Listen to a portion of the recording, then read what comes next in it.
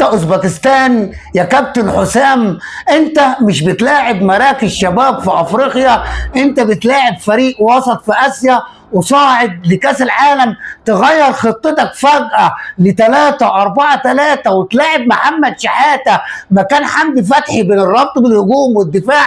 محدش بيعمل الدور ده كله في مصر غير حمدي فتحي، وملاعب لي 2 مهاجمين عشان واحد ما يزعلش وعشان التاني انت بتحبه اللي هو اسامه فيصل، سواء مكان ابراهيم عادل او سواء مكان تريزيجيه. عندنا 2 وينجات، الاثنين على الله حكايتهم. محمد هاني باك يمين محتاج يراجع نفسه، محمد حمدي باك شمال محتاج يصوت على نفسه. كل واحد دخل منه جون، سواء ده او سواء ده. حتى اما جيت تعدل نفسك في الشوط الثاني وتغير الخطه ل4-4-2، كان كانافارو مدرب اوزبكستان لعب بينا الكوره وقفل الماتش وقدر يتخطى الماتش. يا كابتن حسام، الكوره مش بالاستحواذ، الكوره بالفعاليه على الهجوم. الكابتن حسام ما طلعش فنان في اول اختبار صعب ليه، والمصائب لا تاتي فرادى، وزهقنا من الاداء المشرف بالنسبه لمنتخبات الشباب ومنتخب تحت 17 سنه والكابتن احمد الكاس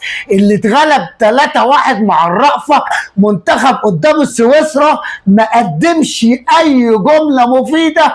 انس رشدي الوحيد اللي غسل ميه وشنا او اللي اداني روح لما جاب هدف في اخر دقيقه في الوقت الضايع عشان ما نخرجش بنتيجه سلبيه. المنتخب تحت 17 سنه النهارده ما قدمش اي محتوى يليق بينا. ده احنا اتغلبنا من انجلترا 3-0، قلنا دي انجلترا اللي اتغلبت من فنزويلا 3 برضه. منتخب رغم انه ما تقولوش قاسيين عليه بس ما قدمش اي كوره. امال بنصرف على الرياضه المصريه ليه؟ عشان الاداء المشرف بس تخش على اللي رافع راسنا ومصيطنا اداء ونتيجه.